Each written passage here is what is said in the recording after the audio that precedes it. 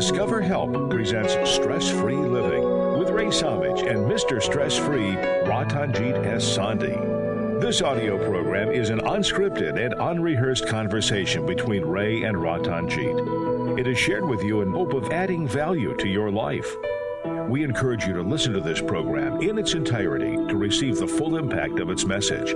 Sit back, relax, open your heart, mind, and soul to this edition of Stress-Free Living. This is Stress-Free Living. Thank you so much for joining us. I'm Ray Samich, and I'd like to introduce all of you to my longtime co-host, radio colleague, and more than that, my spiritual brother, Ratanjit Sandhi. Ratanjit, how are you today? Wonderful, Ray. How are you?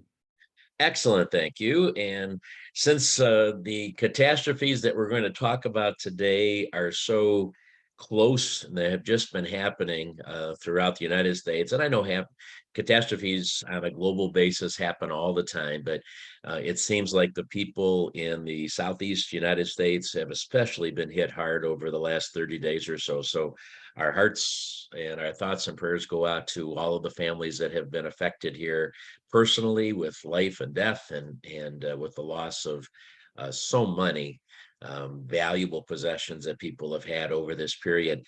And so, Ratanjit, it's with that in mind that when we thought about a topic for today, we said, gee, let's talk about catastrophes. And there's a lot of things that can happen to people. There's a lot of terrible diseases and car accidents and things like that that are personal catastrophes to people, which is also a great topic to discuss why those happen.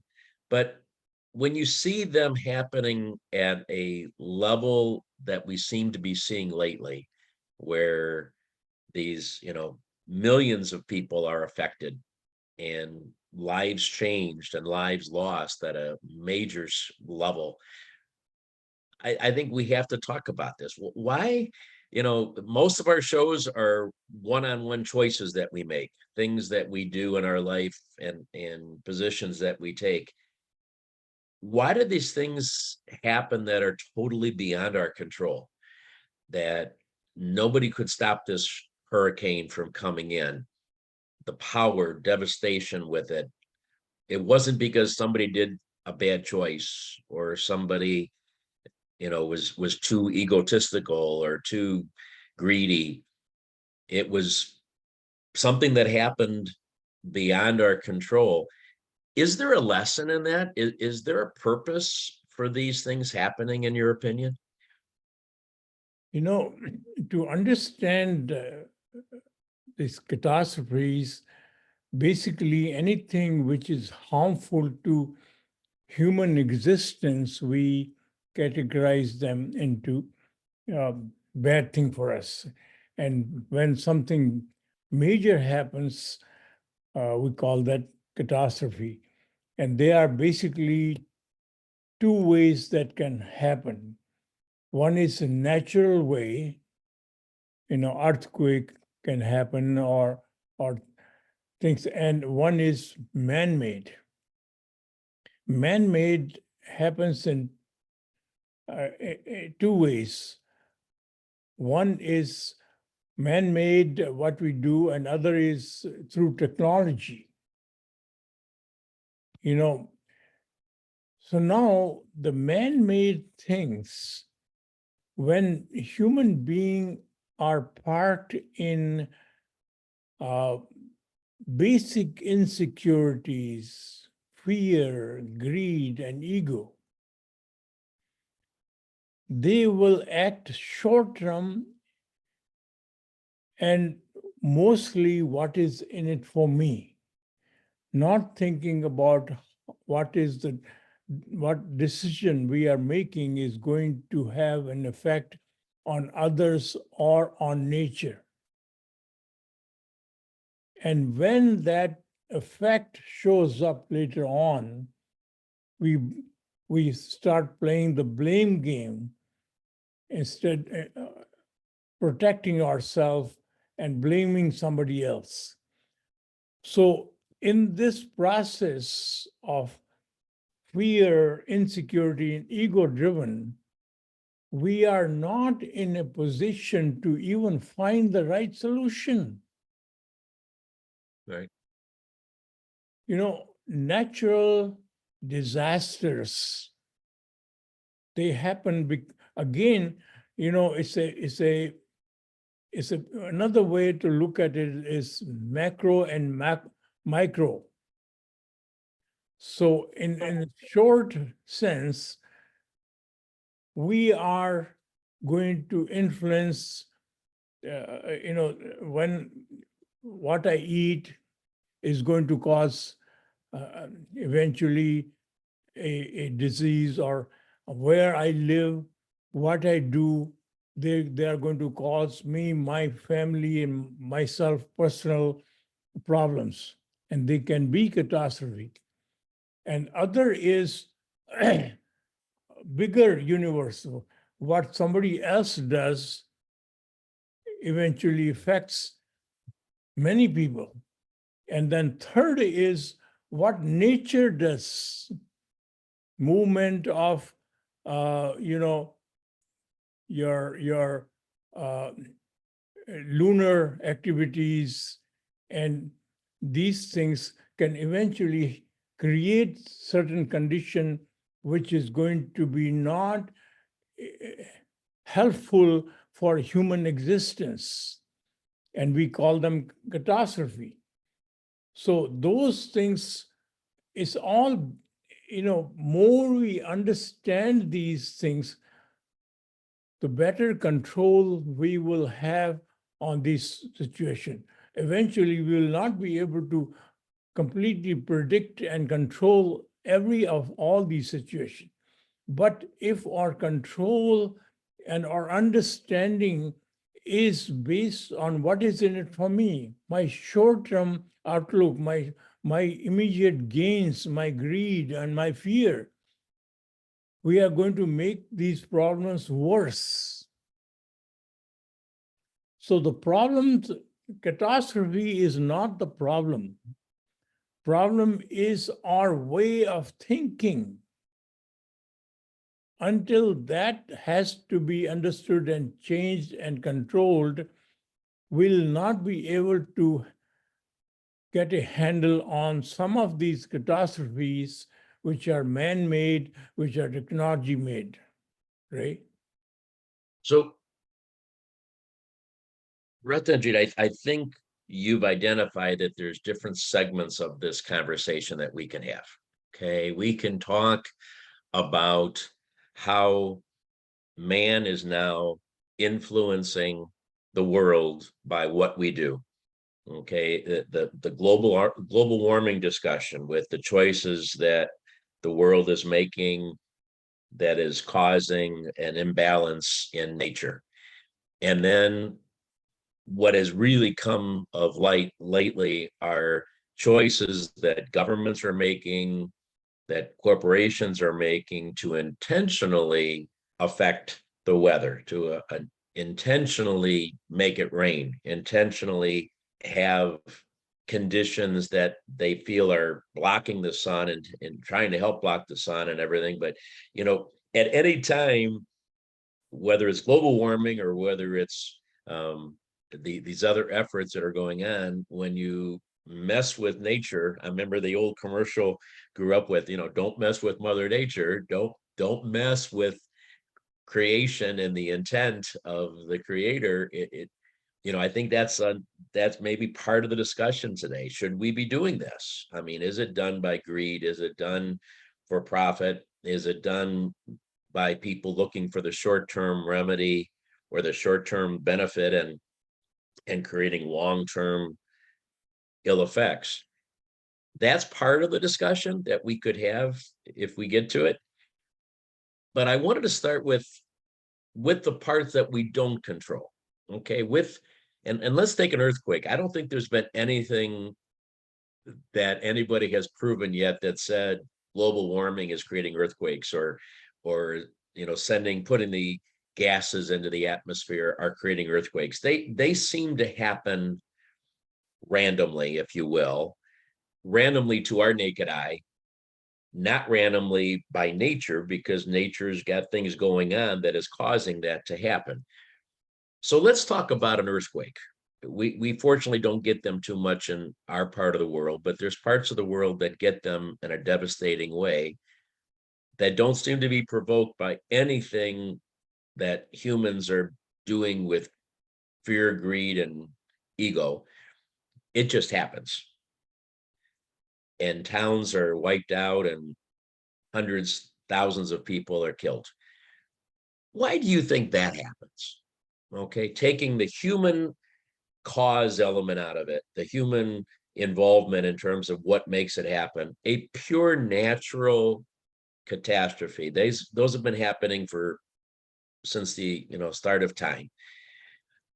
Why do you think those happen? Are we getting a message there? And I got to say something. I happened to see popped up on my phone the other day. There was a George Burns movie many decades ago where he was playing God in a movie, portraying God, and he says, "I couldn't figure out how not to have the opposite. So I couldn't come up with happiness without sadness. I couldn't come up without good without bad." And of course, it was just a human story, and it was written by a human being. It wasn't written by the divine. But it made me think. I mean, do we have to have catastrophes to enjoy peace and tranquility? Do we have to have sadness in order to really enjoy happiness? You're asking too many questions. So Sorry. let's Take first, one at a time. Which one do yeah, you like? let's first address why these earthquakes and these things happen. Okay.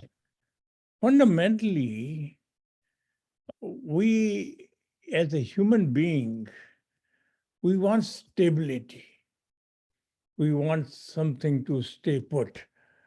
We want our health, our age to freeze. We want but nature around us, everything is in movement. Everything is in constant movement. So one of the law of nature, law of change. Everything is going to change. So in this condition, law of change, we have to understand that we are basically here for a very small moment. We are going to grow from a child to adults to old, and as the old age, we are going to confront all kinds of restrictions and ailments and all that. Eventually, we are going to pass away. Nobody, regardless of how smart they are, how much money they have, and how much power they have, how much control they have, they could not extend their life. When the call comes for us to go, we all have to go. So things are going to change. In this change, your movements happen. If you see this earth, there were oceans where there are deserts. There are, complete change in landscape. There are nations or earth condition, geography has completely changed, right? Yes. So it is going to change further. Now, in this whole mix of movement and change, we have to make sense of this life. Instead of focusing on our extension of our life and creating a stable condition,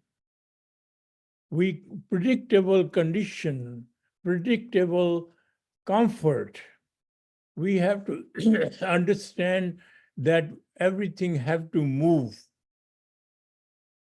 And we in that text, once we realize that life is only temporary, and we have to understand what is the purpose of this temporary life. So until we focus on that purpose,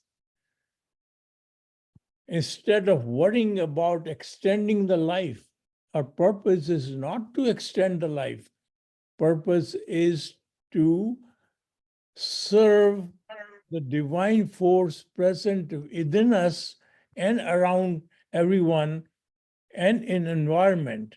So our purpose is to serve the divine, but you cannot serve the divine until you realize that you are basically a combination of all the molecules and all the earthly things into this human body. But that human body is not you. That is only a spacesuit, and which is basically useless without the enlivening force present within us. So we are the enlivening force, and that does not die. That does not get harmed. That is the stable thing we are looking for in life. Once our mind is comprehend that reality and we live in that reality, and that is going to incentivize us to our purpose of serving that divine force present within us and around us and everything within this universe. So that is fundamentally where we should be focusing on. And when we focus on that, in the object of serving our society, we should create conditions and knowledge and apply that to prevent certain bad things from happening to us if we can control, without focusing, without being directed by our greed, fear, or insecurity, and focusing on what is in it for me. When we focus on unconditional giving and serving, we will make the right decision to use the technology and what we know and what we learn, and also discover the new things which is going to help us. Right? So I want to go back. You tagged what you had said with a little bit more about what we do and using technology and things. I want to go back to your conversation, to your comments before that, and see if I understand how this works. I think, even on a personal basis, we get into habits. You talk about habits that control our lives, and we run our lives by habits. Sometimes it really takes something major to shake us up. We go on through our lives, everything is normal, it's busy, we have highs and lows, goods and bad days, but for the most part, we go through our lives on a daily basis, and it's pretty much the same. And then something happens. There's a major change. We get a diagnosis of a disease that we have to now suddenly put our attention on to get a cure, or we lose a loved one unexpectedly, and that's a big shift now in our daily thoughts and our daily actions. Whatever it is, something shakes us up. All right. And could it be that a global catastrophe is, as you just kind of said, it proves to us that life is changing, that we can't get into a rut like that of thinking that we've got this figured out. We have everything under control, that life is continually moving, the world is moving, and that we can't just fall back into these habits and live our life thinking that we're going to die one day just as part of our habit routine. Could it be that these are sent as a message, as not just a little reminder, but as a, in your face, wake-up call that said, we're not in control, our habits are not the way we're supposed to live our life, but we're supposed to be much more aware of more than that? Am I properly interpreting what you said, or am I just adding too much of my own perspective? Yeah, you're saying something which is very wise, and it is written in many scriptures, and wisdom written on in one of our scriptures, Guru Granth Sahib, and Sikhs do a prayer in the evening, and the prayer begins with, it's called Reras, and it begins with a Dukh Daru Sukh Rog Bhaya, means any difficulty, any ailment is really a medicine. And the ones we consider as sukh means happiness and pleasure.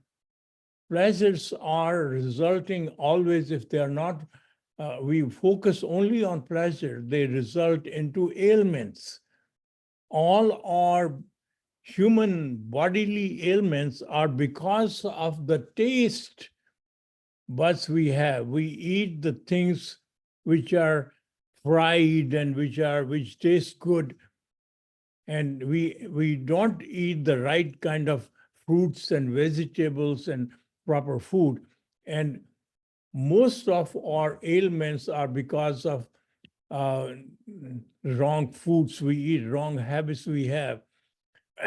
So whenever we are suffering, that gives a jolt to us to rethink, are we doing the right things? Now, for example, this hurricane which came into Florida, it forces us to rethink. I have a friend who is in that region, and I called him, so he said that I build a home which is completely able to take 150 miles speed of wind and this flood and all that. So his whole, in spite of all these things, the damage to his place is literally zero, minimum. So our government, our people should be thinking to upgrade the codes of the houses so that they are more able to cope with these situations in that area. So that is the wisdom we get from that. Although the code has been changed to some degree, but some of these houses, and similarly, in Japan, there are earthquakes constantly happening, but they are building structures which are able to tolerate that vibrations. So it's basically these incidences prevented us from suffering in the future. So we have to be thankful for the earthquakes which made the country safer. So it is always a wisdom in suffering. So it's until you have a mild heart attack, you go to doctor, you don't change what you eat. You don't lose the weight. It's all these things, they really extend your life. And not only that, they give you higher quality of living once you change these habits. And they all resulted from the initial suffering. So you have a point, what you're saying, right? We're making a lot of points so far. I'm not sure how they're all tying together. Hopefully in our in our future segments here, they'll all kind of come together and make good sense. This is stress-free living. We're talking about the catastrophes that happen on a global basis, not just the ones on a personal basis that we all unfortunately run into, but things that really happen that seem to be out of control. Is there a reason for them? Why do they happen?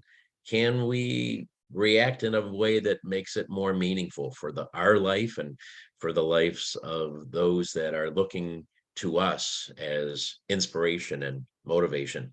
We'll talk much more about this when we return to Stress-Free Living. Stay with us.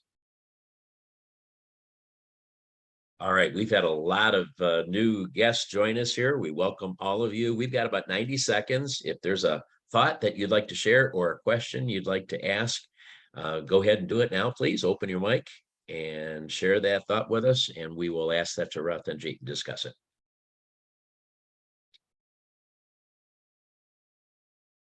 Ratanjit, is it when they talk about global warming, so being in the energy industry, when I'm approached with this, my answer is I don't discuss global warming. I discuss global responsibility.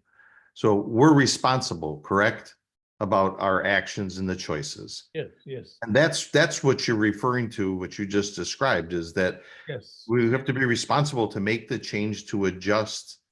In those catastrophes, what you're saying can be a blessing if you look at it the right way. It wakes you up. Yes. Yes. Okay. Right? Anything else from anybody? We have Rakesh back. How are you, Rakesh? I'm fine, thank you. Good to be back. Where Yeah, have you been? We missed you. thank you, thank you. I missed being here. I have been working on a master's doctorate degree in ancient Indian knowledge system. So it has been taking a lot of my time. It's a very high level, the high level courses, and the assignments are very time taking. So that's the reason I have not been able to be here as much. Good But- luck to you. Good luck. Good luck. you. But if you get too smart, you're not going to be able to join us here. You're gonna, Oh, come on, you're gonna say, come on. you're gonna say these guys are too crazy. And there's always pearls of wisdom I pick up from this show. So it's always good to be here. Thank you. Maybe Ray would Thank have you. a different partner.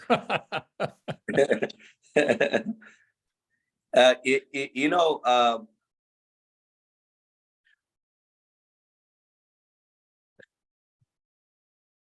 We're back on Stress-Free Living. Thank you so much for being with us. We interact with our Zoom audience during the breaks, and we encourage you, if you'd like to join us for our live shows, you can visit our YouTube channel, Stress-Free Living Radio. And if you join that and look, you will see our Zoom link, and you can join us live. We are at 9 Eastern time every Saturday morning, almost every Saturday morning live. And we encourage you, because we have a great time interacting with our audience during the breaks and afterwards.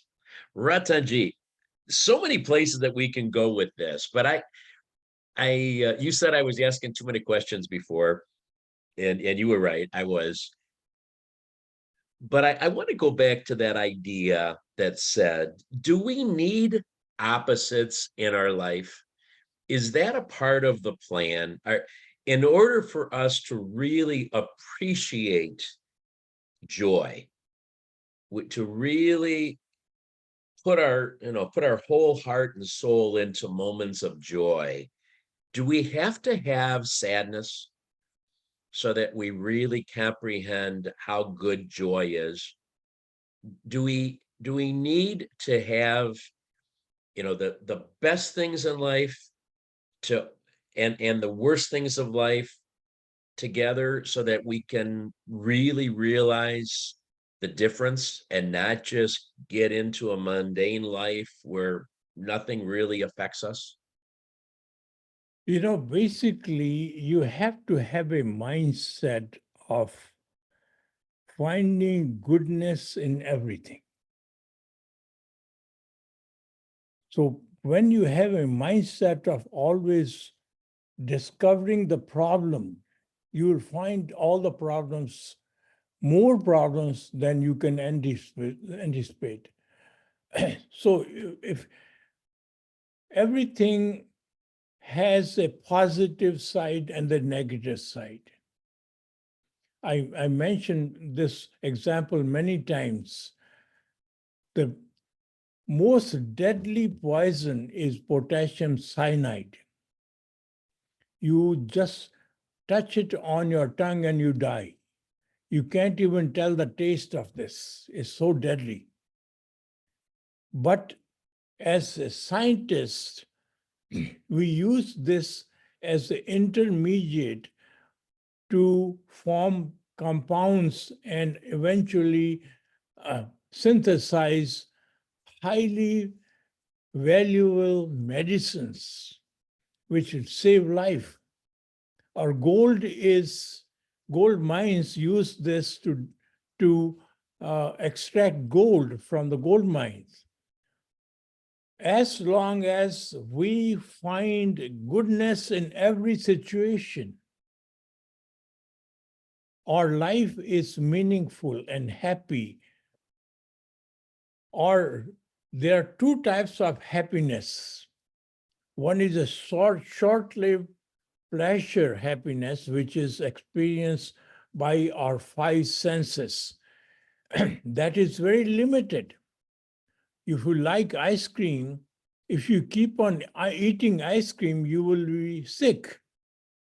So it has a short window. If you are hungry, you are in pain. If you are given so much gourmet food, you eat, you are happy. But if you keep eating, you'll be sick. So this pleasure has very short window. There is another type of happiness, which is happiness experienced by not your five senses, but your soul. That happiness only comes to you by doing something good, something which is making a difference to more people than just you. So anytime when you focus on, if your focus remains on that motive of your life, you're constantly looking at conditions, good or bad, and how do you learn from that and extract goodness from that and share that goodness and with the bigger world, you are going to be contented. You're going to be happy. Now, does it make any sense to you? It does. Looking for goodness in the bad is different than what and it's a perfect thought. It's a perfect way of living, but it's different than I asked. And I'm trying to see if maybe it is or isn't. Maybe it is the answer. Because when I say, do you have to have bad to appreciate good? Maybe if everything was good, we would never have to look for the good and the bad. So maybe you did answer my question. If there was no pain, if life was, if we were created to always have happiness, to always be happy, then that would just become a part of a habit of always being happy. We wouldn't ever be really happy because we would always only know happiness. So if we would only, if there was no bad in the world, I mean, the creator could have made the world any way that he wanted or she wanted. So it could be a perfect world. We could live our lives in total happiness if that was the choice for creation, for perfect goodness. No crime, nobody hurting anybody, nobody doing anything wrong, no illness. You just live a long life and then you die, and that's just the way it is. But all these things were put into the world. All of these perceived negatives were put into the world, and we wouldn't have to look for the goodness and the bad if there was no bad. And maybe there's wisdom in that, which is what I'm trying to ask, is the wisdom of always looking for the good and the bad, which allows us to improve society. which allows us to make changes that eventually help everybody. Is that why there has to be bad? So that we can look for the good in the bad? You know, anytime when we go in the wrong direction, and nature gives us a little jolt, which we call pain and suffering. And if we don't understand that jolt and correct our direction, this is only given to us to correct our direction. If you are not feeling well, your energy level is low, and suddenly you have a pain in your chest, excuse me. If you neglect it, that is a blessing from the nature to warn you that you are having a heart attack coming.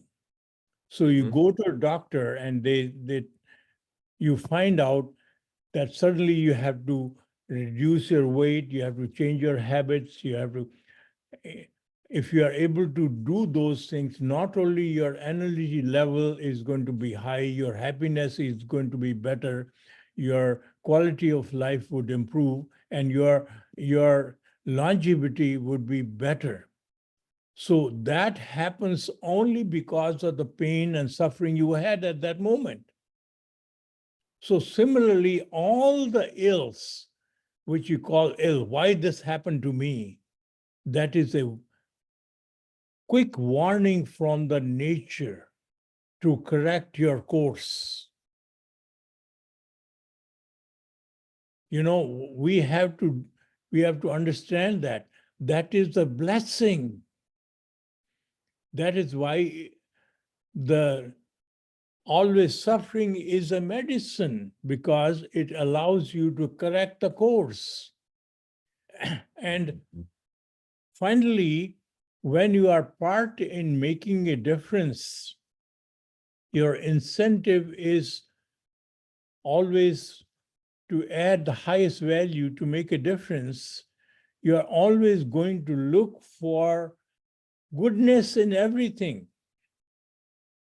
Your life is full of discovery of goodness in bad situations. It is going to park you into a creative mindset of constant discovery. Ray? You know, this, Ratanjit, this goes to even a deeper issue than what you've already been sharing, I think, is that if our purpose, if our individual purpose is meant not for our own benefit, but to impact others, if that's really why we are each created, as to be a role model, a servant to the greater one, then I think we have to have opportunities to do that. And when we get into our habits, when we get into our complacency of our life, we don't look for those opportunities. That days go by, years go by, lives go by.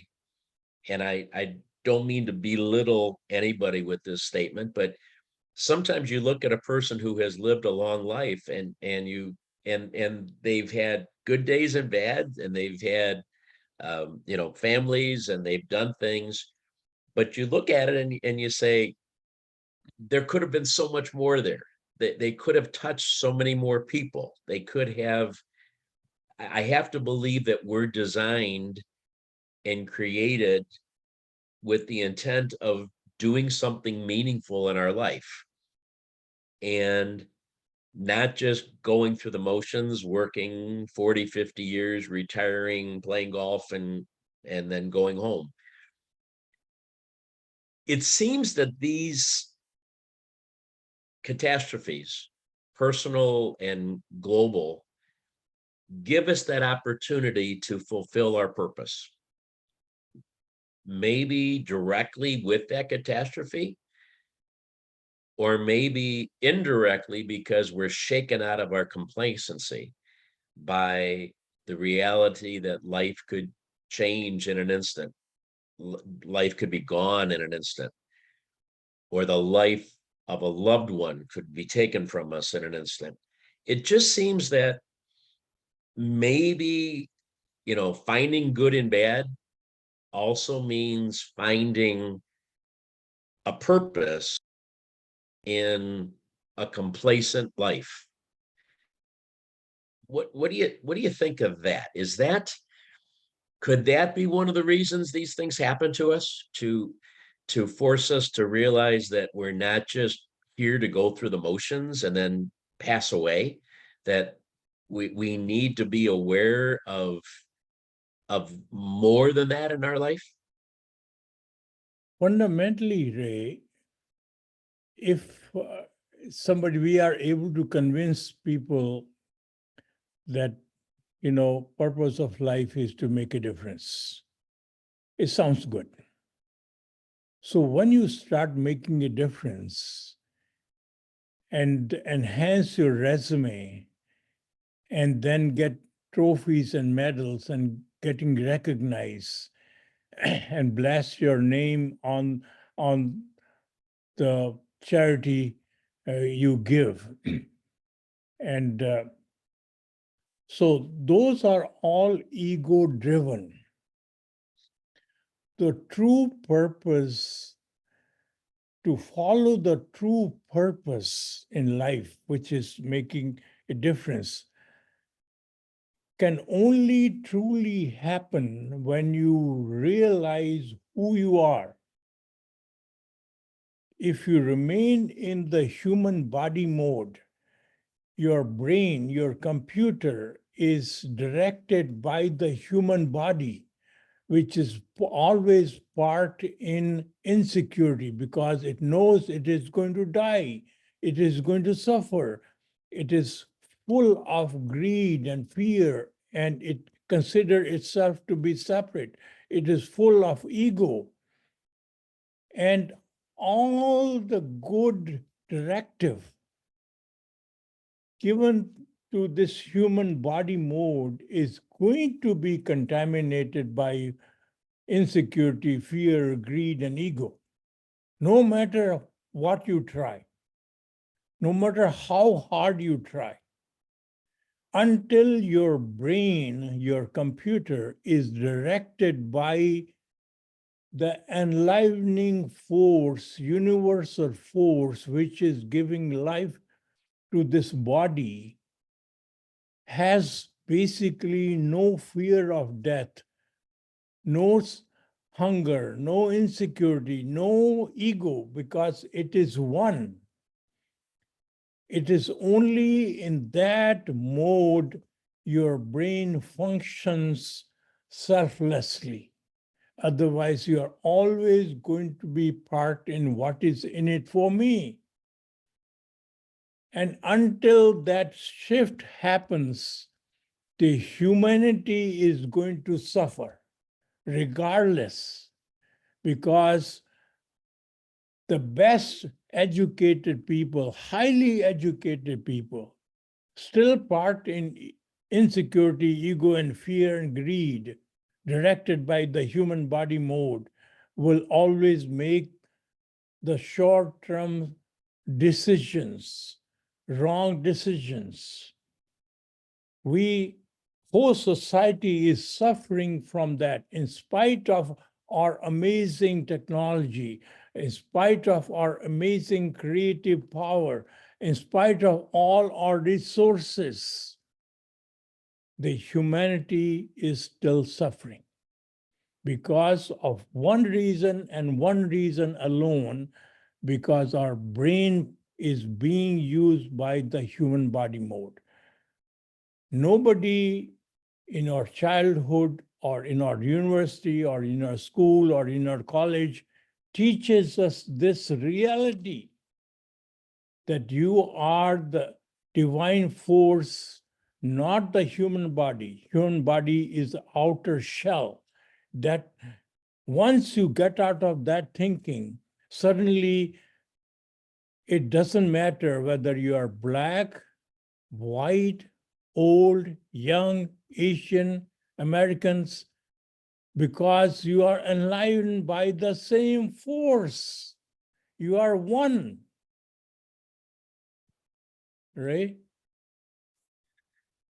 We need to take a break, one more break, but when I ask why catastrophes happen, and I tried to look at it from a human perspective and say, it's to wake us up from our daily routines and allow us to do more human things, better human things, purposeful human things. You just suggested, I think, that maybe the reason is that we're supposed to shake us up when we look at these things and realize that it's not about what we do from a human perspective. It's about waking us up to the reality that we are spiritual beings having a human experience. And that wake up call is far more powerful and far more critical to understand our existence here than any human change in our perspective. So let's come back and really dig into that in the closing minutes of the show. This is Stressful Living. We're talking about stress. Wait a minute. What's the name of the show? Not Stressful Living. Stress-free living. Wow, I'm creating stress for myself today. Stress-free living. And we're trying to understand why these catastrophes happen. Maybe we've got something, maybe we're on track to answering that question. We'll be back in just a moment. Stressful living. Gee, I just renamed the show after 30 years.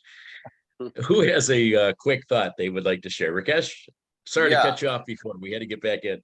No, it's okay. Totally understand. So I do have one thought on this topic. So, it seems to me that there is maybe a much larger design behind, no pun intended there, but behind these catastrophes, because it really puts us in our place in a way where we are in this universe. For example, we get full of ourselves and we're going to go to Moon and Mars and change the environment there and inhabitate it, but we're not even able to control the environment where we live. It really gives us a different perspective as to, understand there's a much larger, whatever you want to call it, design up, out there, that you have to understand your place in this universe, and therefore have some humility, change your behavior, change the way you look at other people and yourself. So, that's the biggest lesson that I see in these catastrophes. Yes. Very interesting. I like how that's going to tie into what we're going to come back with. Thank you for sharing that. Good. You'll see how we're going to use that. Okay, good. Anybody else have a quick thought before we come back? Yes, right, Ratanjit. please. Oh, go ahead. Can I say something? Okay, sir. Yes, please do. Very quickly. Just I want to ask Sir Ratanjit Singh that is it all planned that way, just to suffer first, learn, grow, or we should consider it just a process only? We should not think about any planning, or it is a process and we have to go through this process. Or sometimes I think it is very well planned because we have to go through these circles to grow. We're back on stress-free living. I did it again. Back on stress-free living. Ray Samich and Ratanjit Sandhi with you today, talking about catastrophes and why they happen, interacting with our wonderful audience, giving us all kinds of ideas of how to take this show out over the next few minutes, Ratanjit. The last thing I had mentioned based on your comments was, is the shakeup that these tragedies, catastrophes happen, are these meant to, the real purpose is to realize that we're not human beings, we're not just people here that are all in power, as one of our guests just added off camera here, off the radio show. do they remind us that if we are just in our human mode, we are limited? We don't have the power to prevent earthquakes. We don't have the power to prevent hurricanes from happening. We're weak individuals with no power. And it takes us to have to realize that we are limitless in our abilities. We're unlimited in our abilities when we realize who we really are within. Could that be part of this whole teaching session that happens when we really look at why catastrophes happen? Well, of course, it it stops us from the routine life and make us notice something new. It makes us think again, what is life? So we get so much into routine and we take life granted.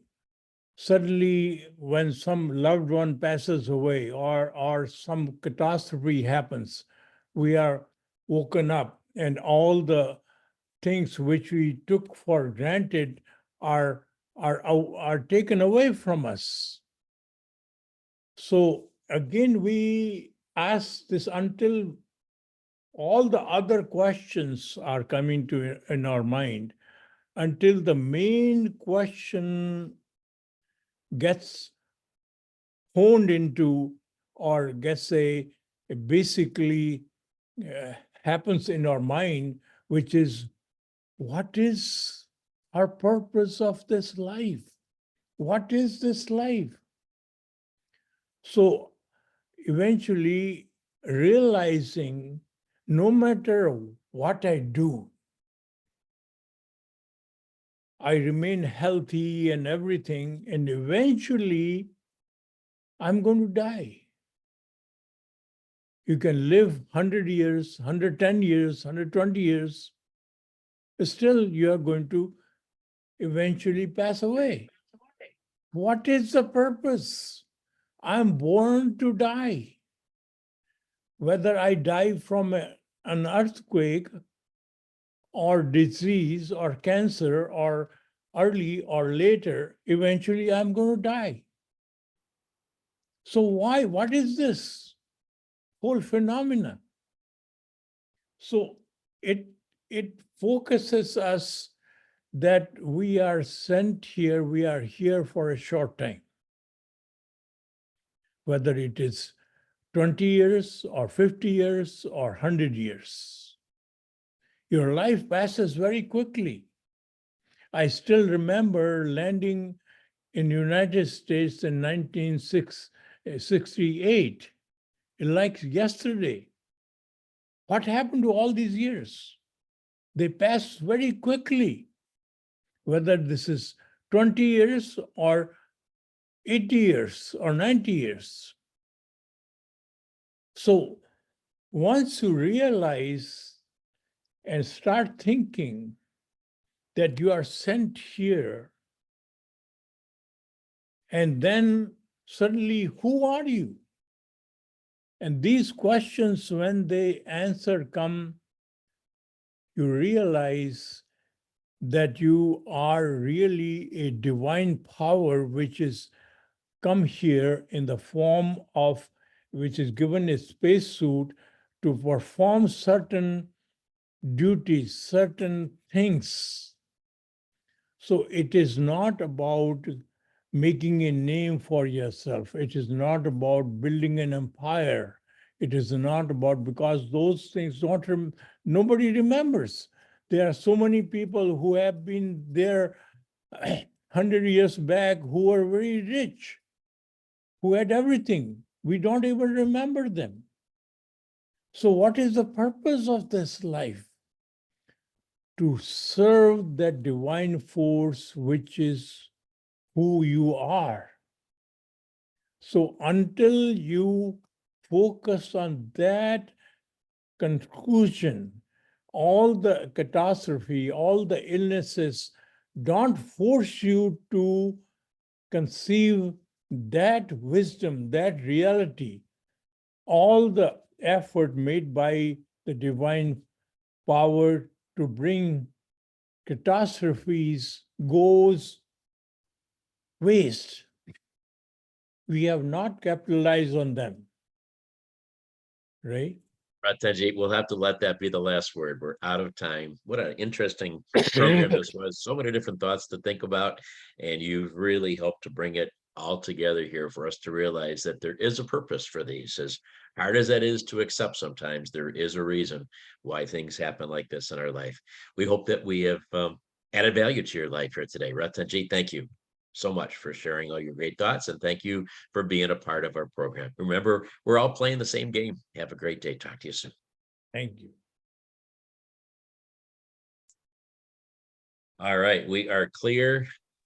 Arjinder, I'm sorry I didn't get to your question. We just kind of ran out of time. Tried to get to as many as we could. Now it's we have no time limits, so feel free to add your thoughts here. And I just want to make it clear that we're talking about reducing stress, not causing stressful living, as I said mistakenly here today. So how can any questions you have so that we can help you take away some of the stress?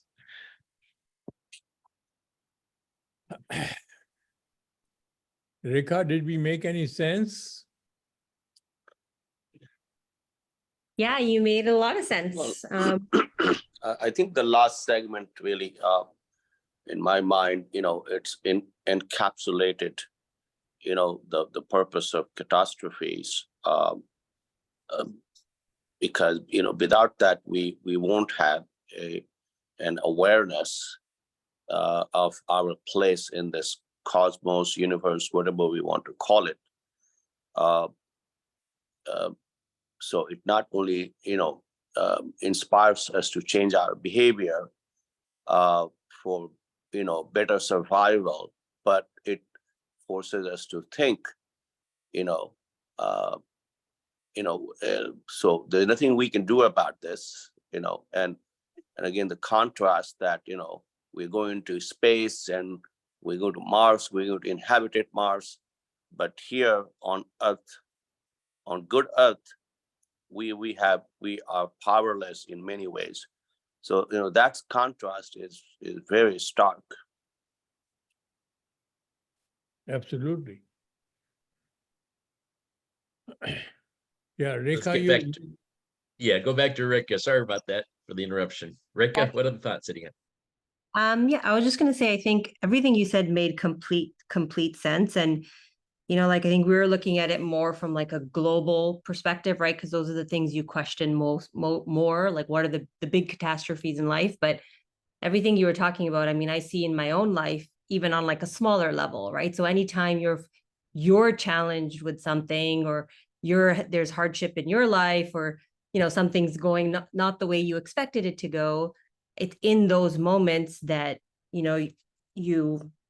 you start reevaluating everything and focus, trying to figure out, am I approaching this wrong? Or maybe, everything that Uncle talks about becoming more aware of the divine within you, those moments, you're forced to go to those moments, even in the small catastrophes of your daily life, right? Whether it's an argument with somebody, or, a project's not going the way you expected it to, even on a small scale, I think that these moments in our day or life force us to, figure out what our real purpose is in life and get more aligned. So I think not only is it from I think it's harder to understand when it's on a big scale, like an earthquake or war. Obviously, it's harder to understand. But if you look at it as everything that you mentioned in the same light of a daily catastrophe, I think it just kind of shows how,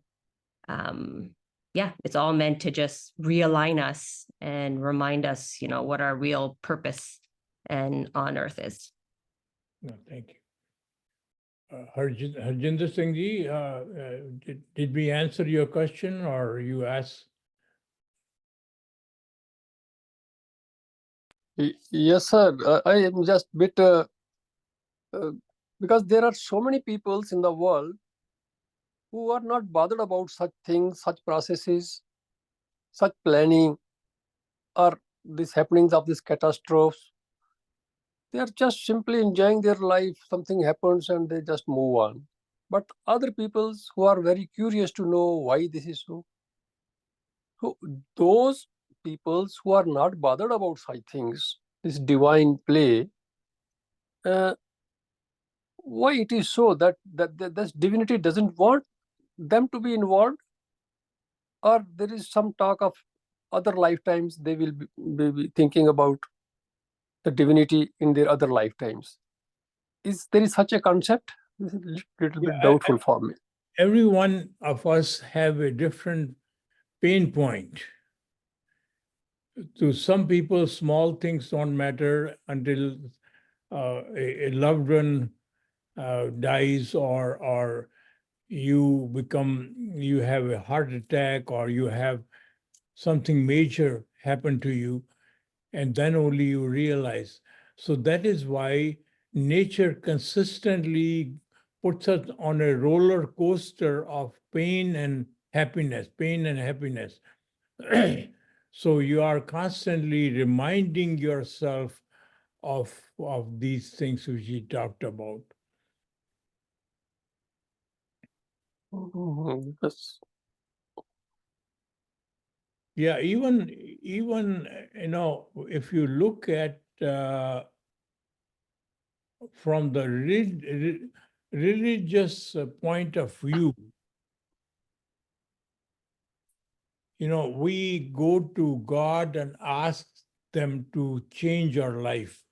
Give me this thing and remove this sickness or all these things, suffering.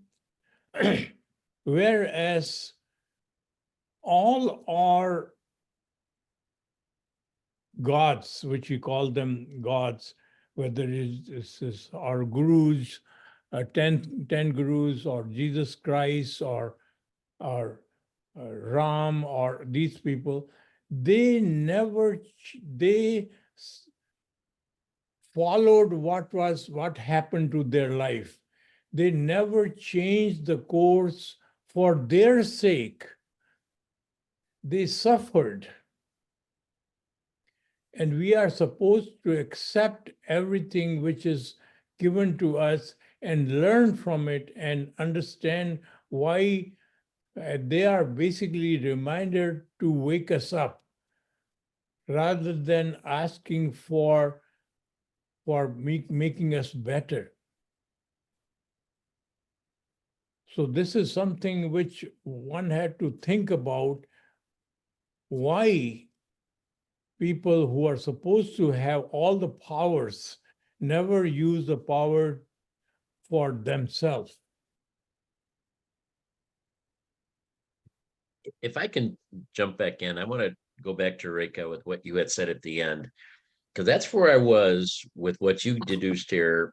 About 80% of the show, I was there too, that says they're meant to be wake-up calls for us to realize that we should be doing something different. And a little catastrophe, you mentioned an argument or a project not going well or something, it's like, okay, wait a minute, stop, I'm getting a warning here, I need to change. And that's where I was at in this whole show. And then at the end, Ratanjit, to me, took it to a much higher level. And that is especially with a global catastrophe that says we're still in the human mode with doing it the way that we've just suggested. We're still saying, okay, I'm still limited. I'm doing something wrong. So what can I do differently? So I better change a different approach. I better step back, get out of the habits. I better do things now in a way that might work better. But the ultimate wake-up call is to even say, wait a minute, I'm a human being. I'm not really a human being. I'm really a spiritual being having a human experience. The real wake-up call here is that this earthquake or this hurricane, or maybe even this bad thing that happened in my personal life, is there to remind me that this is so much bigger than just the human that I am. This is like a wake-up call that reminds me that I'm actually weak and fragile and nothing unless I'm enlivened by this spiritual divine power. And it's so much different. And that's why I respectfully am coming back to this point, is that even if we get a wake-up call in our human experience that says, what I tried, plan A didn't work, so do plan B. And if plan B doesn't work, I'll do plan C. And there's some wisdom in there, and there's some persistence and perseverance and fortitude and all of those things in there. But the ultimate wake-up call is to say, wait a minute, I can't do plan B or plan C or plan D, because those are all as a human plan. Let me understand who the heck I really am, and what this really means, and what my existence is all about. And I'm always going to be trying plan A, B, C, D, E on everything, and have moderate success until I actually realize who I am. And maybe it takes that kind of a global catastrophe once or twice or three times for us to finally get it, that says, it's not just about me trying, stopping out of my habits and changing my plan, but I really need to rethink and re-understand what my ultimate purpose is here. And that, my brain has been so good to give me all these different options when I have problems, but the brain is still being led by my human capacity and not by my spiritual power within me. And that's where that last segment really took it up a million notches, because that's, I think, the ultimate, I think you pointed out, Ratanjit, that's the ultimate reason why catastrophic things have to happen for us to realize this. Yes. We all have monumental bumps in the road, but you need something catastrophic to really say, holy smokes, I've been totally doing the wrong things. Yep. Otherwise, we play the blame game. Yeah, we do, because we're still in the human mode. So now we say, well, I have to go to plan B because this guy did this, or this happened, or whatever it is. And so now I've got this next plan. I got this next business idea to do something else. But we lose sight of what is the ultimate purpose. So then it's almost like you need to be fully detached, right? It's like, oh, okay, so there's this big catastrophe that's happened in the world, and yeah, it's sad, but in reality, we're just this spirit having a human experience, and we're really only here for this moment of time, so it doesn't really mean much or affect anything. It's almost like this level of detaching yourself from the world and the human experience as a whole. It's attaching, detaching and attaching. In the human body mode, you are attached because of what is in it for me. This is mine. And when you are in the spiritual mode, you are attached because the same power exists in others. You have much higher reverence for them than before. Before, they were commodity for you. They were yours. Now they are divine power. You have reverence for them. You have respect for them. You gave an analogy earlier about like the gurus and Christ and everyone who's kind of been like sacrificed or gone through these very, difficult experiences in their human body, right? And then going back to like these big catastrophes, how do you have reverence for people, even if you see the divine in everybody else? They're still going through this suffering, but I guess you have to kind of remind yourself that, well, those people are divinity themselves, so therefore they won't really, if they're in their humanhood, then they're suffering. But if those people who are in the catastrophe are in their spirit body, then there's nothing to feel bad about because they're not even really experiencing the torture or the suffering that they're going through because they're not of the human body. Exactly. But then what about those people who are suffering but are not in their spiritual? Suffering is only felt by the human body. Suffering is not felt by real you. A real you, the power within you, is free of fear, greed, suffering, ego, and everything. It cannot be destroyed. It cannot be harmed.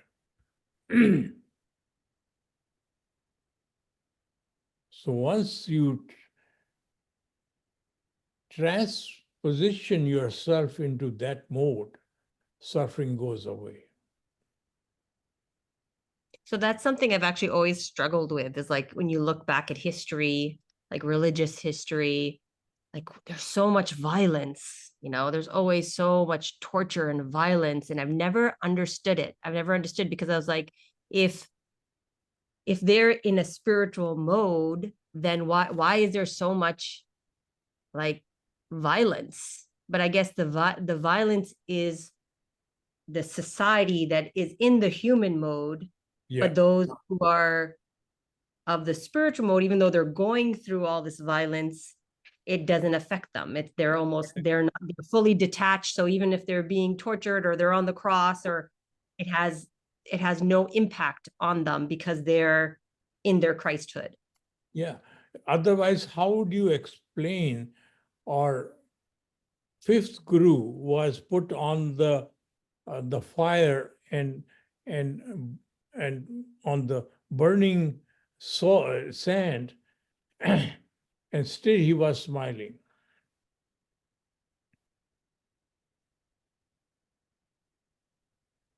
See, that's interesting because I've always had such a hard time, like even sharing some of these stories or sakhis or history with kids because I feel like there's so much violence associated to them. And it's like, why are we retelling stories that involve so much violence and torture? It never kind of resonated with me. But I guess if that's the angle, is that even through all this, since they are connected to their divinity, it is not sad. It is not torture. It is nothing. It's just they're unaffected by this. Yeah, once you are in the spiritual mode, you cannot be harmed. Makes sense. Thank you.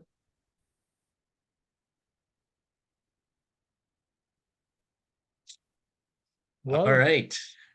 Thank you very Sandy, much. we welcome you. I know you were a little late. You just came in for the conversation at the end, but so glad you joined us. Thank you. Thank you. And anybody else have, Dr. Jagjit, you haven't said anything today. Any comments? Well, I have a thought that the natural things which are happening, just like earthquake and others, they are beyond our control. But there are some things, as Ratanjit Singh said in the beginning, micro and macro. That is the way I look at it also. And there are some things which we are doing it. Yeah. We are doing it in a body mode or whatever we call it, under the influence of greed or other factors. But the nature of natural storms or earthquakes or other things, that's the process which is occurring naturally. And I disagree that they give us a lesson, but they at least tell us one thing, that Mother Nature is much more powerful than all of us. We are just a tiny being. The problem comes, you might have heard always that people say, we want to save our religion, we want to save our God. How can anyone save our God? And that is where the fight starts. Maybe the Jews or Islam or anybody saying, I want to save my God. How can they save any God but He is God? And and then it creates it into a divine that, see, this is what is divine is happening. So the fear factor generated by this thing helps in making of a god.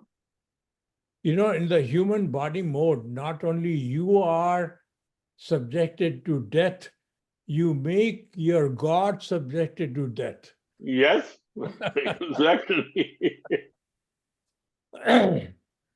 And when we talk of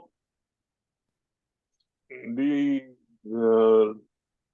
we were talking one day with Gyani Jasmeer Singh ji also, that why are people having more fights because of faith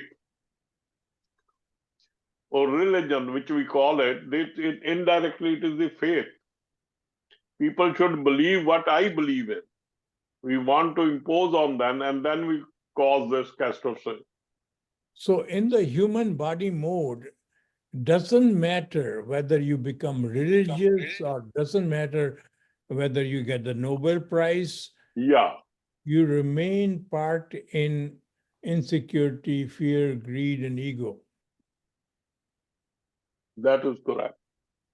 Even But about our the religion, nature, right? yeah, but the You- nature, when there's an earthquake, or whether we have a solar flare up or anything, that is beyond our control. That is a natural phenomenon. That is, we might be not knowing about it, but we don't have a scientific explanation, but still it is going on. There was a time when we could not predict hurricanes or these tornadoes or all these things. Now Yeah, we have, through science, we can at least predict them. You know how many people were evacuated from Florida and we saved them. Similarly, there will be a time when we will be able to predict earthquakes and we will be able to save lives. So purpose of science, when it is vested in oneness, in the spiritual mode, it adds value.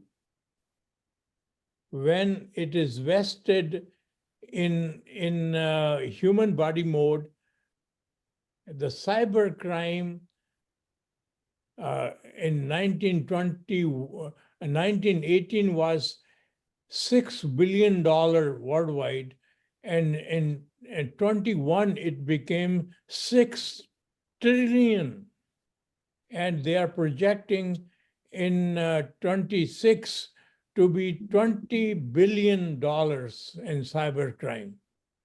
So that when that technology is part in human body mode, it harms. When the technology is part in the oneness mode, it helps. I agree with you 100% on that. But the human beings are still making everything worse, the climate change or other things. Yeah, in human body mode, that's what they do. Yeah, all things are there because see how many forests are being put down, and then we call it okay. This has done. This rain has come, or this thing has come in. There is a climate change or something like that, but that is man-made, all man. The nature tries to balance it. Yeah. Well, we tried If not we to get increase into our the political part of it today. We just no, wanted to we talk don't want about. to go into the political part, but Yeah. it is the overall population also which is growing on. Human beings are the only people who are increasing their population like anything. And when you increase it, you need food, you need other things, you other sources. And as one of the philosophers says, people are getting wiser and wiser, but they are also creating their own methods of destruction. We wanted to Humanity has concentrate. created our own methods of destruction. We wanted to concentrate today on the catastrophes that are happening around No, us that are totally when not when the influenced. destruction comes, in form of nature, it is the catastrophe. Yeah, that's what we wanted to talk about today. So Yeah. there was no But no that argument destruction, on that from anybody. yeah, the underlying destruction is being caused by us itself. Yeah. Yep, yep. Instead of saying it is caused by ourselves, let We us can say say, it in body mode or whatever. so it's caused by human being thinking and working in the human body mode. Right. It doesn't matter how intelligent we are, doesn't matter how educated we are.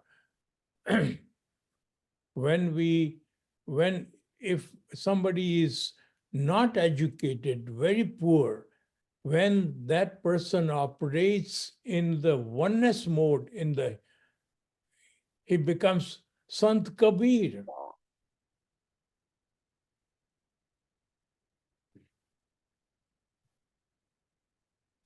All right. Anybody else have any thoughts? All right. If not, we will say goodbye for today. Invite you back next Saturday. Hope that you can join us. We'll be here live again. And we had talked early on. Let me see. Why are we threatened when people disagree? That may not be the exact title, but that'll be the theme of the show next week. Why are we threatened when people disagree with us due to our insecurity? We're going to talk about that topic next Saturday. We invite you to join us. Until then, everybody have a wonderful week. Thank you. Thank you. Take care. Thank Bye. Take care, everybody. Thank you for the great conversation.